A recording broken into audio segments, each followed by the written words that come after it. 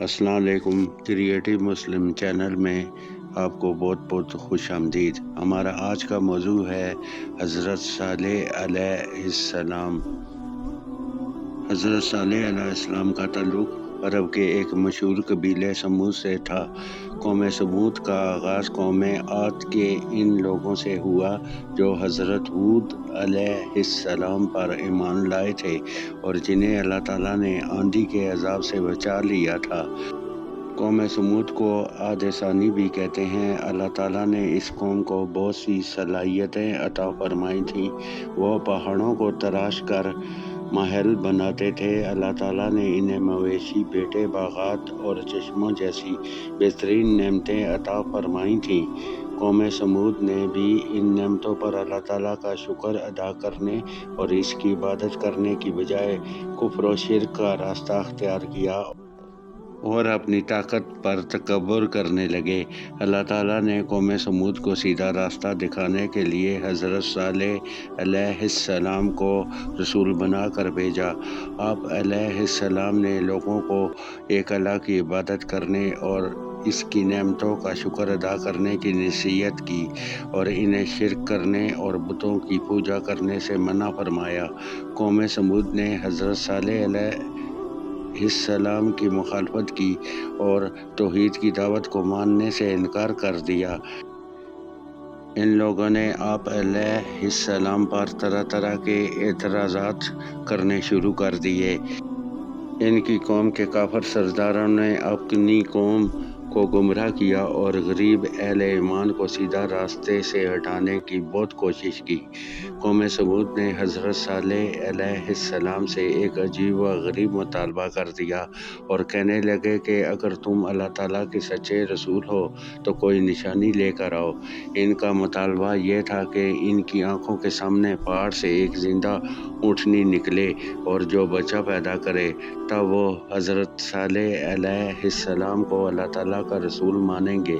حضرت صالح علیہ السلام نے اللہ تعالیٰ سے دعا مانگی تو اللہ تعالیٰ نے انہیں یہ معجزہ عطا فرمایا اور پہاڑ سے ایک زندہ اونٹنی نکل آئی جسے قرآن مجید نے اللہ تعالیٰ کی اونٹنی کہا ہے۔ یہ اونٹنی ان کے لیے ایک آزمائش بنا کر بھیجی گئی تھی کہ وہ اتنا بڑا معجزہ دیکھ کر بھی ایمان لاتے ہیں یا کہ نہیں، مگر وہ اس معجزہ کو دیکھنے کے بعد بھی قوم سمود کے چند ہی لوگ حضرت صالح علیہ السلام پر ایمان لائے۔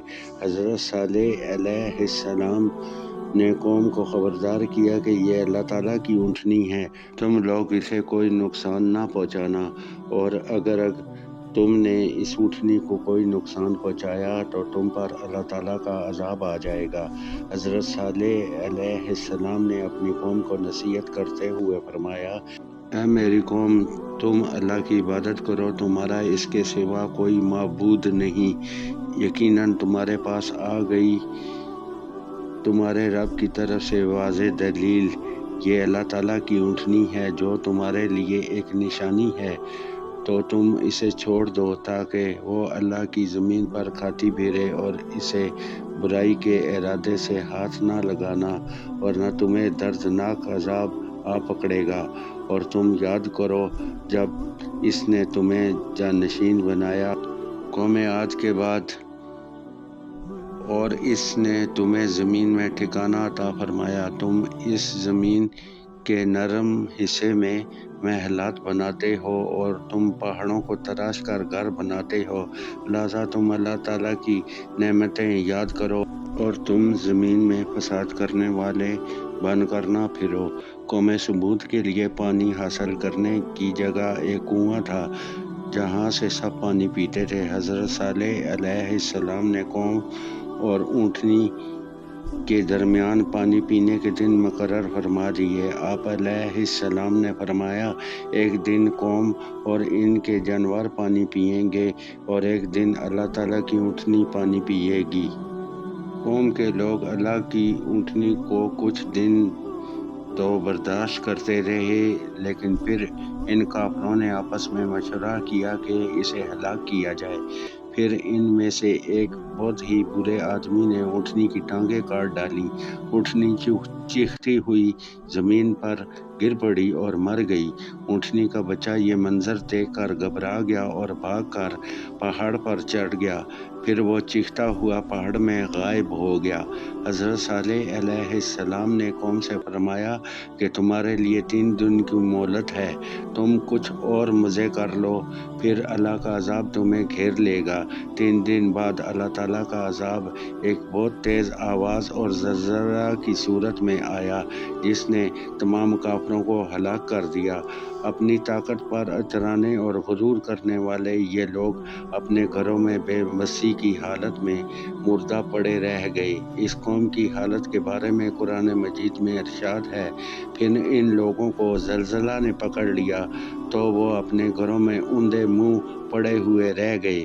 پھر صالح علیہ السلام نے ان لوگوں کی طرف منہ پھیرا اور فرمایا، اے میری قوم، یقیناً میں نے تمہیں اپنے رب کا پیغام پہنچایا تھا اور میں نے تمہاری خیر خواہی کی تھی، لیکن تم خیر خواہوں کو پسند نہیں کرتے۔ ثمود کے وہ خوبصورت گھر اور عالیشان محلات جن پر انہیں بہت ناز اور گھمنڈ تھا، اللہ تعالیٰ کے عذاب سے کھنڈرات اور ویرانے بن گئے، گویا ان میں کوئی رہا ہی نہیں۔ یہ کھنڈرات آج بھی موجود ہیں اور لوگوں کے لیے عبرت کا نشان ہیں۔ دوستو، امید ہے آپ کو ہماری یہ ویڈیو پسند آئی ہوگی۔ ہمارے چینل کو سبسکرائب کیجیے گا اور ہماری ویڈیو کو لائک کیجیے گا۔ آپ کا بہت بہت شکریہ۔